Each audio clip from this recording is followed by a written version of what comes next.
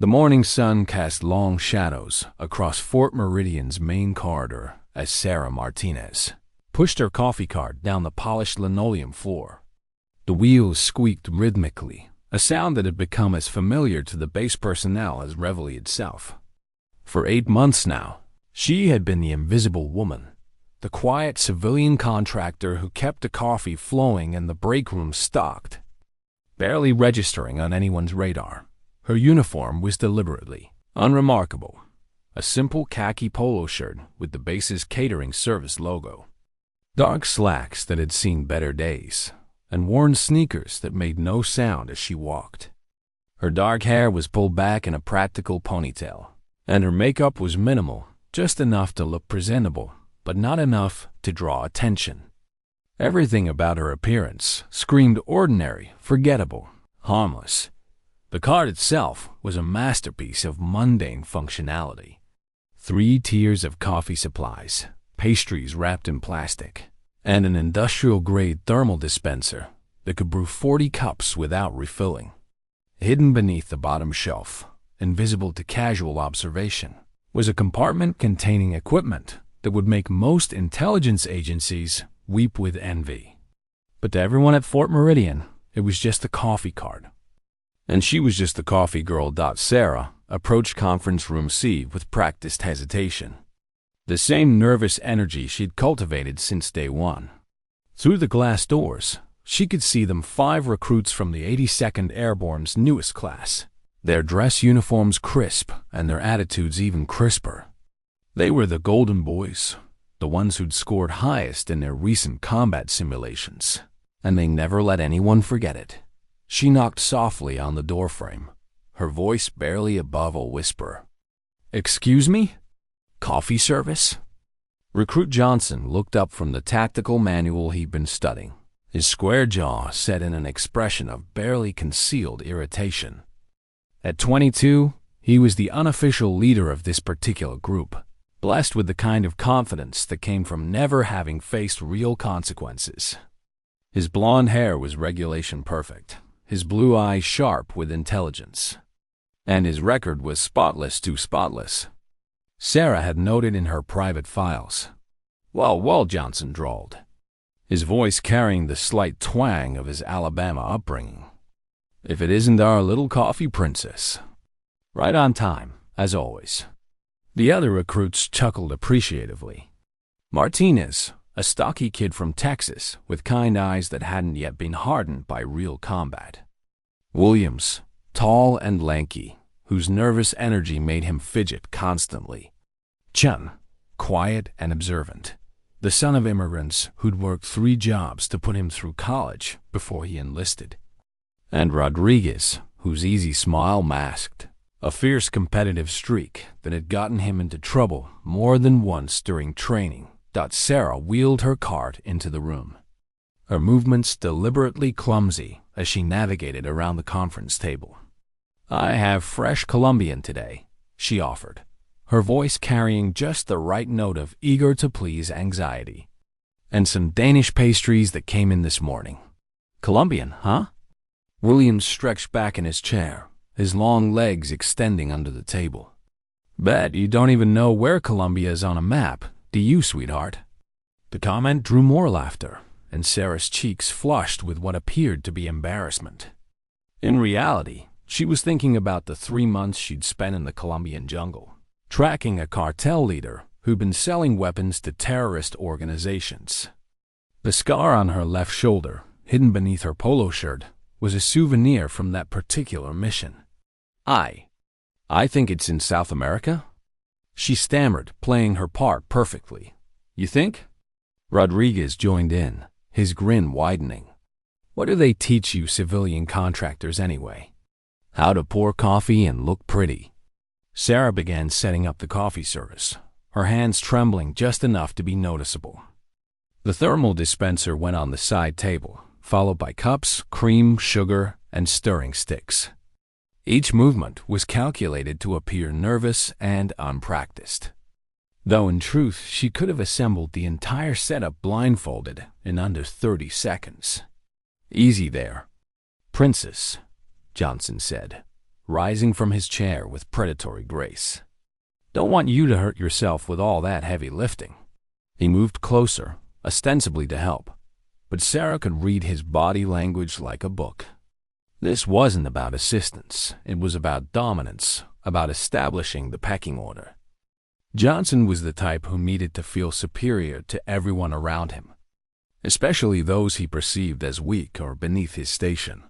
"I can manage," Sarah said quietly. But Johnson was already reaching for the coffee dispenser. "Nonsense," he replied, his tone patronizing. "Let a real soldier handle the dangerous stuff." As he moved past her, Johnson's shoulder, accidentally, bumped into her arm hard.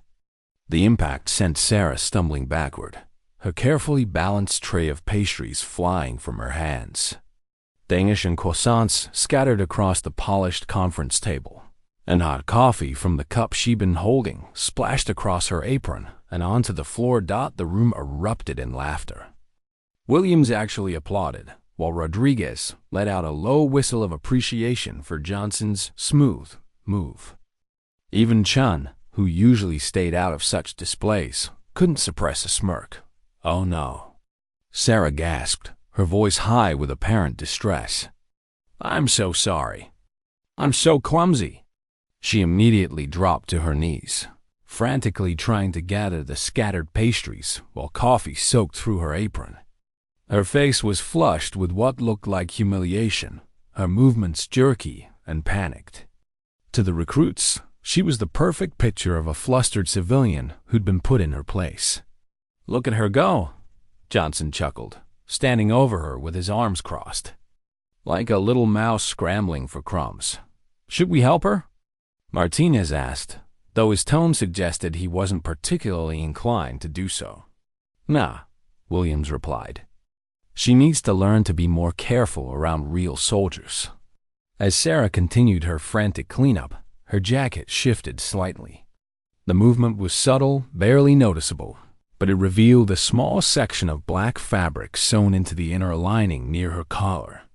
It was no bigger than a quarter, and to most observers, it would have looked like nothing more than a reinforcement, patch or manufacturer's label. But it wasn't. The patch was matte black with a silver falcon in flight. Its wings spread wide and its talons extended. Below the falcon, in letters so small they were barely visible, were the words "Veritas Vincit, Truth Conquers." It was the insignia of the Black Falcon unit, a special operations group so classified that officially it didn't exist. At that exact moment, the conference room door opened. Colonel James Hayes stepped into the room, his presence immediately commanding attention. At 55, he was a career military man who'd seen action in 3 different theaters of war. His gray hair was regulation short, his uniform immaculate, and his bearing spoke of a man who'd earned every ribbon on his chest through blood, sweat, and sacrifice.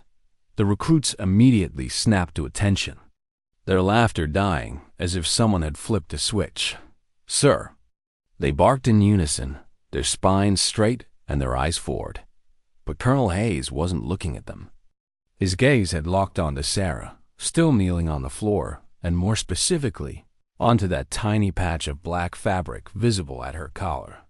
His expression, which had been neutral upon entering, went stone cold. For a moment that stretched like eternity, the only sound in the room was the soft drip of coffee hitting the floor. The colonel's eyes narrowed, studying the patch with the intensity of a man who'd seen things that would give most people nightmares. His jaw tightened almost imperceptibly, and when he spoke, his voice carried a weight that made the recruits unconsciously step back. "Everyone out." The words were quiet, but they hit the room like a thunderclap. The recruits exchanged confused glances, uncertain whether they'd heard correctly. "Sir?" Johnson ventured, his earlier confidence evaporating. Colonel Hayes turned his gaze to the recruit, and Johnson actually flinched. "I said everyone out, now." The recruits scrambled toward the door like startled deer, their earlier bravado completely evaporated. Johnson's face had gone pale. his confident smirk replaced by confusion and barely concealed fear. Williams stumbled over his own feet in his haste to leave, while Martinez kept glancing back over his shoulder as if trying to understand what had just happened. Chem moved with quiet efficiency, but even he couldn't hide the bewilderment in his dark eyes. Rodriguez was the last to reach the door, pausing for just a moment to look back at Sarah, still kneeling on the floor surrounded by scattered pastries. "Close the door," Colonel Hayes commanded, his voice carrying the kind of authority that brooked no argument. "And if anyone comes within 50 feet of this room in the next 10 minutes, you'll all be scrubbing latrines until your enlistments expire." The door clicked shut with finality, leaving Sarah and the Colonel alone in the sudden, oppressive silence. The coffee continued its steady drip onto the polished floor, each drop echoing like a metronome counting down to something inevitable. For several heartbeats, neither of them moved. Sarah remained on her knees, her head bowed, but something fundamental had shifted in her posture. The trembling had stopped. Her breathing had steadied. The nervous energy that had defined her every movement for 8 months was simply gone. Colonel Hayes took a step closer, his boots clicking against the linoleum with military precision. "Stand up," he said quietly. Sarah rose slowly, deliberately, and as she did, the transformation was remarkable. Her shoulders squared, her spine straightened, and when she finally lifted her head to meet the Colonel's gaze, her eyes were no longer those of a frightened civilian contractor. They were the eyes of a predator, calm, calculating, and utterly without fear. The meat coffee girl had vanished as completely as if she'd never existed. "Black Falcon," Colonel Hayes whispered, the words carrying the weight of recognition and something that might have been awe. His voice dropped even lower. "What the hell are you doing serving coffee at my base?" Sarah's response was immediate and precise, delivered in a tone that was crisp, professional, and completely at odds with the stammering voice the recruits had been mocking moments before. "Hunting a traitor, sir." The Colonel's eyebrows rose slightly. In 30 years of military service, he'd encountered Black Falcon operatives exactly 3 times, and each encounter had been in situations where national security hung in the balance. These weren't soldiers in any conventional sense. They were ghosts, legends whispered about in the darkest corners of the intelligence community.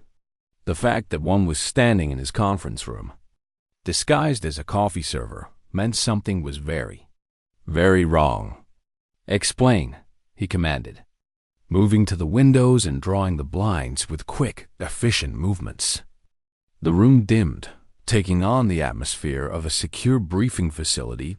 Sarah reached into her cart, her movements now fluid and purposeful. From the hidden compartment beneath the bottom shelf, she withdrew a tablet computer so thin it looked like nothing more than a sheet of black glass. Her fingers danced across its surface, and the device came alive with data streams, surveillance footage, and classified documents that made the Colonel's blood run cold. "Operation Nightingale," she began, her voice taking on the cadence of a professional briefing. 3 months ago, NSA intercepted chatter about a potential security breach at Fort Meridian. Someone with access to classified troop movement data was selling intelligence to foreign actors.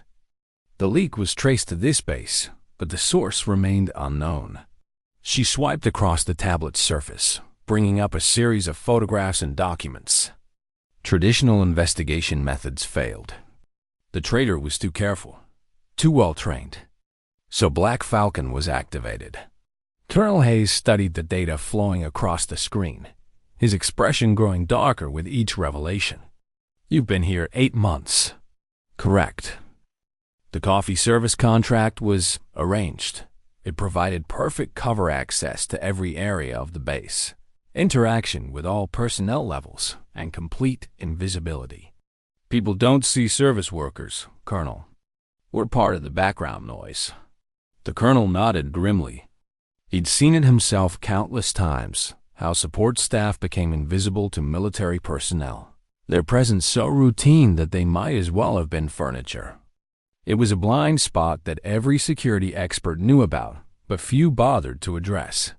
"What did you find?" he asked, though something in his tone suggested he already suspected the answer wouldn't be pleasant. Sarah's fingers moved across the tablet again, and suddenly the screen filled with surveillance footage. The timestamp showed it was from just 2 weeks ago, taken in the base's secure communications center during the night shift. The image quality was crystal clear, showing a figure in military fatigues accessing a computer terminal that should have been locked down. "Recruit Johnson," the colonel breathed, recognizing the blonde hair and distinctive profile immediately. "Affirmative."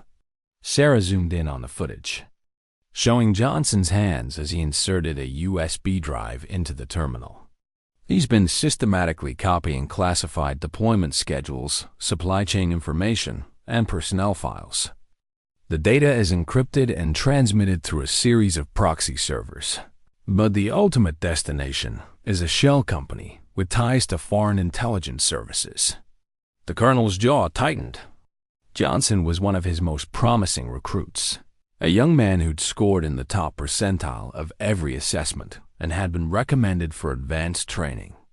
The betrayal cut deep, not just professionally but personally. "How long has this been going on?" he asked. "Based on the pattern analysis, approximately 6 months. He started small, minor logistical data that wouldn't be immediately missed. But his confidence grew, and so did the scope of his theft. Last week, he accessed files containing the complete deployment schedule for the 82nd Airborne's next overseas rotation." Sarah swiped to another screen, showing a complex web of financial transactions. The payments have been increasing as well. He started at $5,000 per day a package. His most recent transfer was $50,000, deposited into an account in the Cayman Islands under a false identity. Colonel Hayes felt a cold fury building in his chest. $50,000. That's what Johnson thought American lives were worth. The deployment schedules he'd stolen could be used to plan ambushes, target supply convoys, or coordinate attacks that would put hundreds of soldiers at risk. "Why didn't you take him down immediately?" the colonel asked. "Because he's not working alone." Sarah's expression hardened. The sophistication of his operation, the quality of his encryption, the complexity of his financial network. Johnson doesn't have those skills. Someone trained him, equipped him, and is running him as an asset. Taking him down prematurely would have alerted his handlers and allowed them to disappear. She brought up another series of files, these showing communication intercepts and behavioral analysis reports. "I've been mapping his entire network, identifying his contacts, tracking his methods. We're close to rolling up the entire operation." But the tablet in her hands suddenly chimed with an urgent alert. Sarah's eyes widened as she read the message, and for the first time since revealing her true identity, she looked genuinely alarmed. "What is it?" the colonel demanded. "Johnson just accessed the secure terminal again," she said, her fingers flying across the screen to pull up real-time surveillance feeds. "But this isn't his normal pattern. He's not supposed to be on duty for another 6 hours." The screen showed Johnson in the communications center, but his movements were different, hurried, panicked. Instead of his usual methodical approach, he was frantically copying files, his head constantly turning toward the door as if expecting to be discovered at any moment. "He knows," Sarah said quietly. Somehow, he knows his cover is blown. As if summoned by her words, the base's alarm system suddenly erupted to life. Red lights began flashing in the corridor outside the conference room, and the piercing wail of the security alert filled the air. Over the intercom, a voice crackled with urgency. "Security breach in Communications Center Alpha. All personnel maintain positions." Security teams respond immediately. Colonel Hayes and Sarah locked eyes, both understanding the implications immediately. Johnson wasn't just copying files anymore. He was making his escape. And if he succeeded in getting off the base with the intelligence he'd gathered, the consequences would be catastrophic. "How much does he have?" the colonel asked grimly. Sarah's face had gone pale as she scrolled through the data on her tablet. "Everything," she whispered. "Deployment schedules, personnel files, supply routes, communication protocols. If he gets that information to his handlers." She didn't need to finish the sentence. They both knew what it meant. Hundreds of American soldiers would be walking into carefully planned ambush, their every move anticipated by enemy forces. The hunt was about to begin. The alarm's piercing wail echoed through Fort Meridian's corridors as Sarah's fingers flew across her tablet, pulling up real-time security feeds from throughout the base. Her transformation was now complete. Gone was any trace of the nervous coffee girl, replaced by a lethal operative whose every movement radiated deadly competence. "He's moving fast," she reported, tracking Johnson's progress through the communications center. "But he's not heading for the main exit."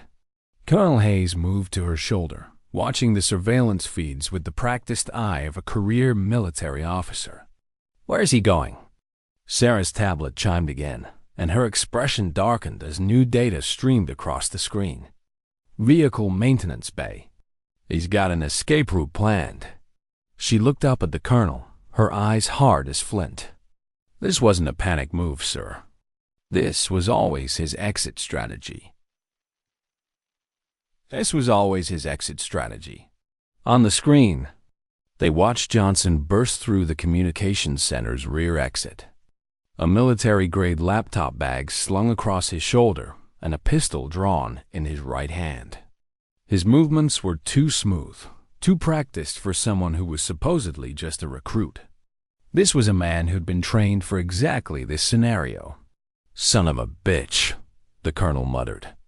"How long have we been harboring a professional spy?" "Based on his skill level, I'd estimate he's been an asset for at least 3 years before his enlistment," Sarah replied, her fingers dancing across the tablet's interface.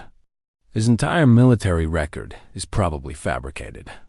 The question is," she stopped mid-sentence as another alarm joined the cacophony. This one was different, deeper, more urgent. The base's lockdown protocol had been activated. "Hostage situation," came the crackling voice over the intercom. "Armed individual has taken civilian contractors in the vehicle bay. All personnel maintain safe distance. Repeat, armed individual with hostages." Sarah's blood ran cold. Through the security feeds, she could see Johnson backing toward a military transport vehicle, his left arm wrapped around the throat of a terrified woman in civilian clothes. Behind him, a second hostage, a young man who couldn't have been more than 25, stumbled along with his hands zip-tied behind his back. Jennifer Walsh and Marcus Chun, Sarah identified, recognizing the faces from her extensive surveillance files. Civilian mechanics. They were just in the wrong place at the wrong time. Colonel Hayes was already reaching for his radio, but Sarah caught his wrist. "Sir, with respect, this isn't a situation for conventional response. Those are my people down there," the colonel growled. "And they'll die if we handle this wrong." Sarah's voice carried absolute certainty. "Johnson isn't just a traitor, he's a professional killer. Look at his positioning." She zoomed in on the feed, highlighting Johnson's tactical advantages. He'd chosen his position perfectly back to the vehicle, clear sight lines in all directions, and the hostages positioned to block any potential sniper shots. The transport truck behind him was already running, its rear doors open and ready for a quick escape. "He's got extraction protocols," Sarah continued. "Probably a helicopter waiting at a predetermined location outside the base perimeter. If he gets those hostages into that vehicle, they're dead the moment he doesn't need them anymore." The colonel's jaw tightened as he processed the tactical situation. "What do you recommend?" Sarah was already moving, shedding her coffee-stained apron to reveal the tactical gear hidden beneath her civilian clothes. A compact pistol appeared from a concealed holster at her back, followed by a combat knife that had been strapped to her thigh. Her movements were fluid, practiced, deadly. "I going alone," she said, checking her weapon with the efficiency of someone who'd done it 1,000 times before. "Johnson doesn't know my real identity. As far as he's concerned, I'm still just a scared coffee girl." "Absolutely not," the colonel replied immediately. "I'm not sending a single operative against an armed hostage-taker. Sir, with all due respect, you're not sending me anywhere." Sarah's voice carried a quiet authority that made the colonel pause. "Black Falcon operates under different rules. This is my mission, my target, and my call." She moved to the conference room's window, studying the layout of the vehicle bay 3 floors below. Her tactical mind was already calculating angles, distances, and timing. The maintenance bay was a large open space filled with military vehicles in various states of repair. Plenty of cover, but also plenty of places for Johnson to hide or set up defensive positions. "Besides," she added, her tone softening slightly, "those people down there are civilians. They don't deserve to die because of my investigation."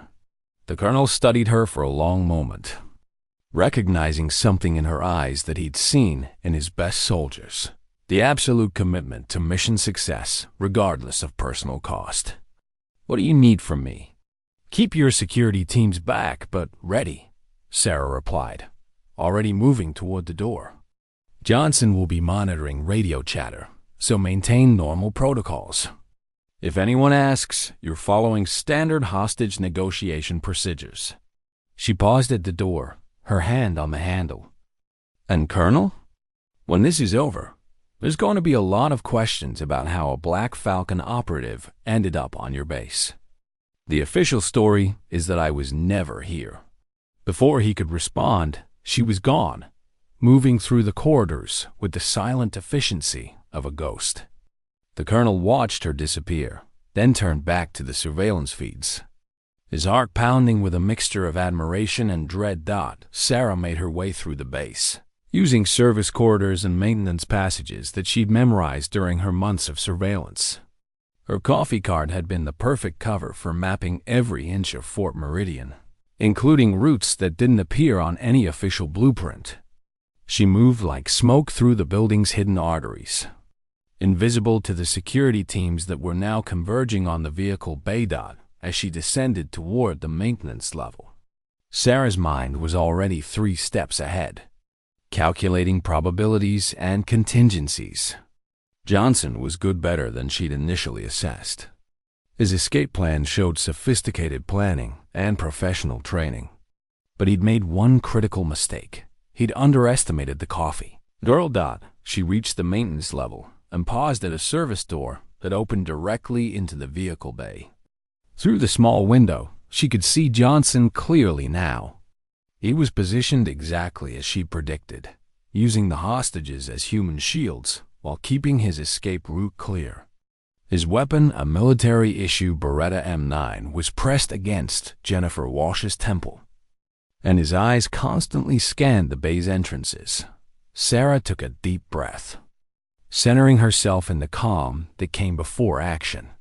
In her mind, she could hear her Black Falcon instructor's voice from years ago. The moment before engagement is when you're most alive. Everything else is just preparation. She adjusted her posture, letting her shoulders slump and her breathing become rapid and shallow. When she pushed through the service door, she was once again the terrified coffee girl, stumbling into a nightmare scenario. "Oh my God," she gasped, her voice high with apparent panic. "What's happening?" I heard the alarms and Johnson's head snapped toward her, his weapon tracking in her direction before he recognized her as harmless. "Get back," he shouted. "Get out of here now." But Sarah was already moving, her apparent panic carrying her deeper into the bay in a stumbling, erratic pattern that looked like pure terror, but was actually a carefully calculated approach. She was closing the distance while appearing to flee, using the scattered vehicles as cover while maintaining the illusion of helplessness. "Please don't hurt anyone," she cried, her voice echoing off the metal walls. "I just want to go home." Johnson's attention was split now between watching for security teams and dealing with what he perceived as a hysterical civilian. It was exactly the distraction Sarah needed. She was 20 feet away when Johnson's training finally kicked in, and he realized something was wrong. The coffee girl's movements weren't quite random enough, her positioning too advantageous. His eyes narrowed as he tried to process what he was seeing. "Wait," he said, his voice suddenly suspicious. "You're—" Sarah smiled, and for the first time, Johnson saw the predator that had been hiding behind the mask. "I was never just a coffee girl," she said quietly. Then she moved. Sarah's transformation from terrified civilian to lethal operative happened in the space of a heartbeat. Her stumbling gait became a fluid combat glide. Her panicked expression hardened into focused determination, and her trembling hands steadied into weapons of precision. Johnson's eyes widened in shock as he realized he'd been played. But his training kicked in a split second too late. Sarah Dove left behind a Humvee just as Johnson's pistol barked, the bullet sparking off the concrete where she'd been standing. The hostages screamed, Jennifer Walsh sobbing as Johnson tightened his grip around her throat, using her body as a shield while he tried to track Sarah's movement. "Black Falcon," Johnson snarled, his voice carrying a mixture of rage and grudging respect. "I should have known. The coffee service was too perfect, too convenient." Sarah's voice echoed from behind the vehicle, calm and professional despite the chaos. "Marcus, Jennifer, when I say move, drop flat and stay down. Don't think, just do it." Johnson laughed, but there was no humor in the sound. "You think you can take me? I've been doing this since before you learned to tie your shoes, little girl." "Maybe," Sarah replied, her voice moving as she repositioned behind the vehicles. "But you made one critical mistake." "What's that?" "You believed your own cover story." Sarah appeared from behind a maintenance truck 30 feet to Johnson's right, moving in a low crouch that kept her below his line of sight. Her pistol was drawn but not aimed. She couldn't risk a shot with the hostages so close. Instead, she was closing distance, using the maze of vehicles to mask her approach. Johnson spun toward her movement, dragging Jennifer with him, but Sarah had already disappeared behind another vehicle. He was starting to sweat now, his head swiveling back and forth as he tried to track an opponent who seemed to be everywhere and nowhere at once. "You want to know what gave you away?" Sarah's voice came from a different direction now, forcing Johnson to turn again. It wasn't the money transfers or the encrypted communications. "It was your coffee order." Johnson's brow furrowed in confusion. "What?" "Black coffee, 2 sugars, every morning at 0630 hours. "Same order, same time, for 8 months." Sarah's voice was closer now, though Johnson couldn't pinpoint her location. "But 3 weeks ago, you switched to espresso." "No sugar." A small change, but it indicated stress, altered sleep patterns, increased paranoia. Classic signs of an asset preparing for extraction. "Clever," Johnson admitted, his voice tight with concentration. "But not clever enough to save these two." He pressed the pistol harder against Jennifer's temple, making her whimper. "Here's how this works, Black Falcon. I'm walking to that truck with my insurance policies.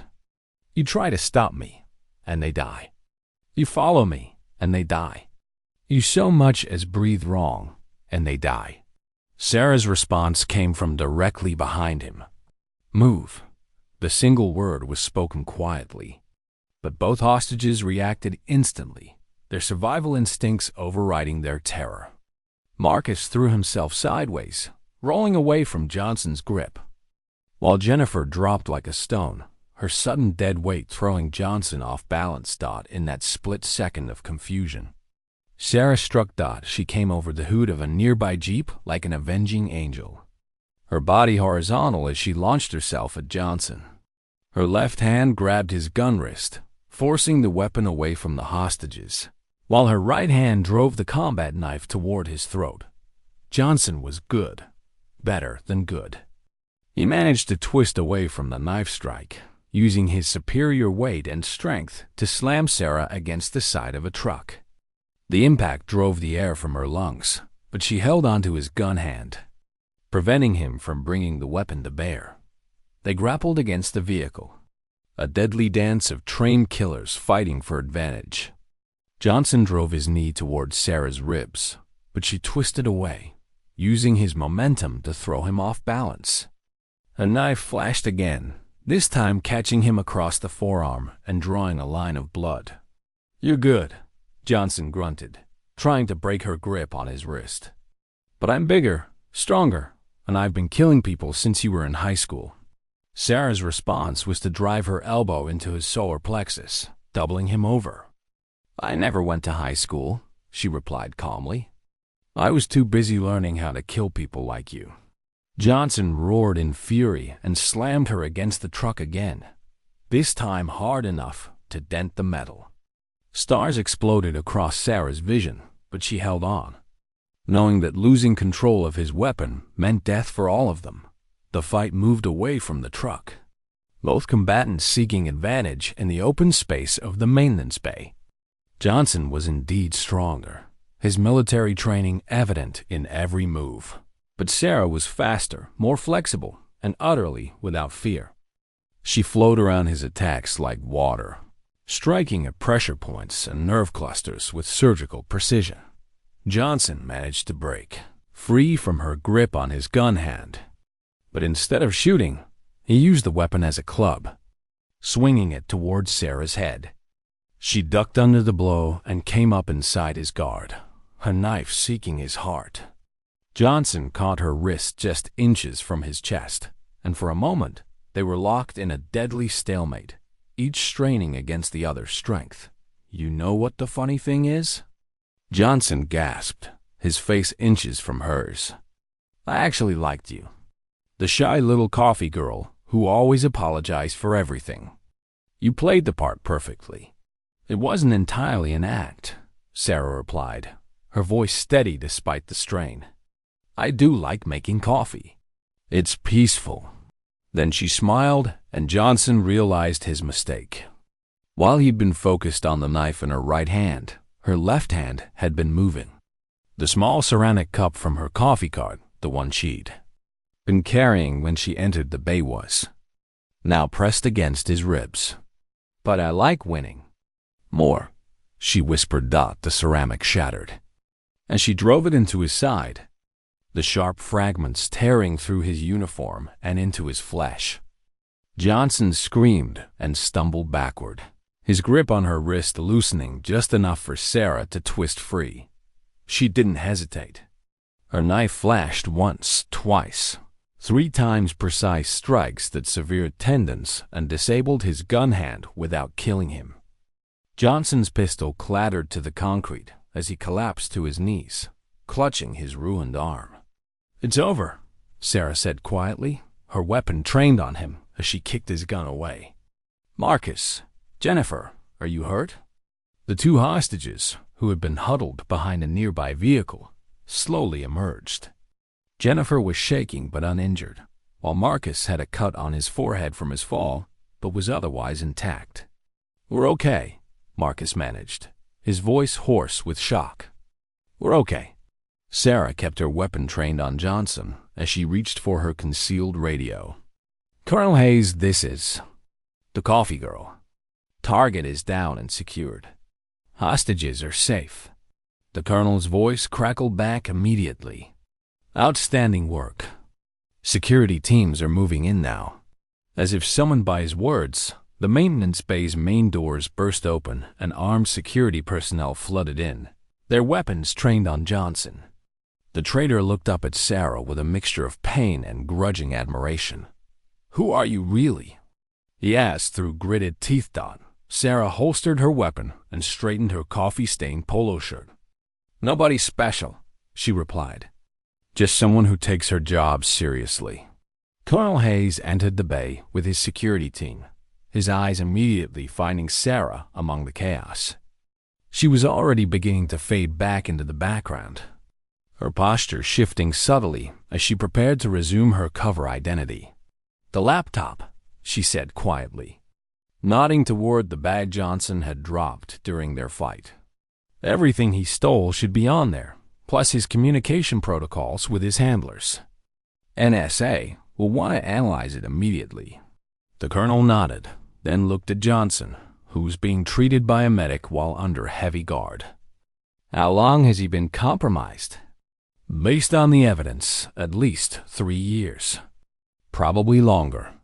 Sarah's voice was professional, clinical. His entire enlistment was a cover for espionage activities. The real Johnson, if that's even his name, was likely recruited in college and spent years building his legend before infiltrating the military. As the security teams processed the scene and the medics tended to the hostages, Sarah began to fade into the background. Her transformation back to the invisible coffee girl was subtle but complete, shoulders slumping, eyes downcast, the confident operative disappearing behind the mask of a traumatized civilian. "Ma'am?"